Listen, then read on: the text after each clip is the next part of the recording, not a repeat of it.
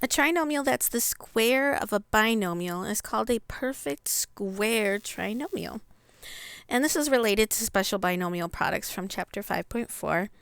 If your first term and your last term are perfect squares, and the sign of the last term is positive, then it's possible that you're working with a perfect square trinomial, which means your two factors will be the same binomial factors. And we did see a couple of examples like that in the previous videos already. So same two binomial factors when factored, and you can write them as the two factors like we've done before. Or you can write them as that same factor squared. It doesn't really matter for factoring. So factor the polynomial here. We'll put our first term and our last term above here and our middle term down below, just like usual. But you'll notice that the first term is a perfect square.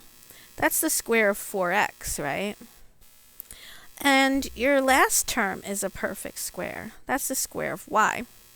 We do have the same sign, so it's possible this is a perfect square trinomial, and the sign would be negative. So multiply across negative 4xy, negative 4xy. That does add up, so we do have a perfect square trinomial. You can write this like we've written them before, 4x minus y times 4x minus y, or you can just write a 4x minus y factor twice. Factor this trinomial, so first term and last term, factors of those such that the sum of the products of those factors is the middle term. So our first term here is a perfect square. That's 2m squared, right? And the last term is a perfect square. 1 squared is 1, so let's see. They do have the same sign. It's very possible this is a perfect square trinomial where the factors are both negative. If we multiply across, that's negative 2m squared, and that does add up. So yes, we do have a perfect square trinomial with factors of 2m squared minus 1 twice, which can be written either way.